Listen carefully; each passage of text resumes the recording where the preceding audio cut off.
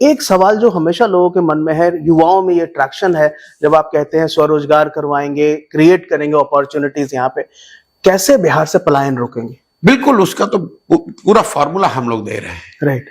जो हम लोगों ने अध्ययन किया यहाँ पर कि पलायन को पहले आप समझिए कि पलायन सिर्फ श्रम का पलायन नहीं है, जो लोगों का पलायन है ये आपको दिखता है, उस पर चर्चा होती है। लेकिन बिहार में श्रम का पलायन इसलिए है क्योंकि यहां से बुद्धि और पूंजी का पलायन है, जो कि श्रम के पलायन से बड़ा है। राइट।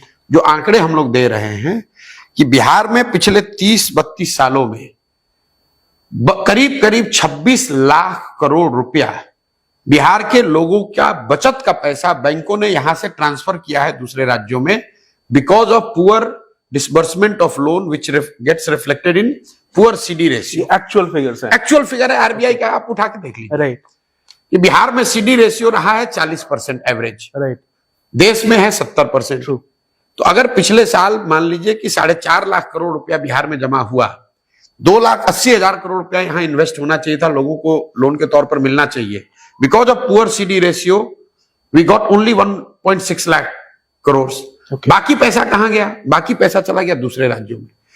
जब भी बिहार में उद्योग धंधे और स्वरोजगार की बात होती है तो हम लोग बात करते हैं कि कोई आकर फैक्ट्री लगाए, राइट, कोई 5-10 हजार करोड़ का इन्वेस्टमेंट करे। आप अंदाजा लगाइए कि पिछले साल दूसरा आदमी इन्वेस्टमेंट करे, छोड़िए, बिहार की जनता का अपना, बिहार की गरीब जनता का बचाकर रखा हुआ बैंकों का 2,80,000 करोड़ रुपया आपने ट्रांसफर कर दिया दूसरे राज्य में। और ये पैसा कहां गया? ये पैसा गया आंध्र प्रदेश में, तेलंगाना में, गुजरात में, महाराष्ट्र में, तमिलनाडु में, केरल में। वहां पर सीडी रेशियो कितना है? 90, 95, 100, 105।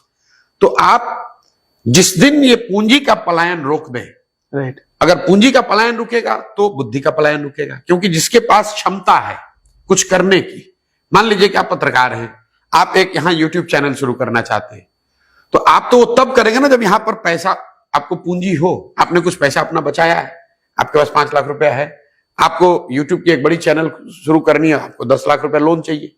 वो लोन नहीं मिलता है तो आप यहां से माइग्रेट होकर चले जाते हैं नोएडा, या आप चले जाते हैं बॉम्बे, वहां पर वो चैनल चलाते हैं। हम लोग कह रहे हैं कि पूंजी का पलायन रुकेगा तो उससे बुद्धि का पलायन रुकेगा, और जब ये दोनों रुकेगा तो निश्चित तौर पर श्रम का पलायन रुकेगा।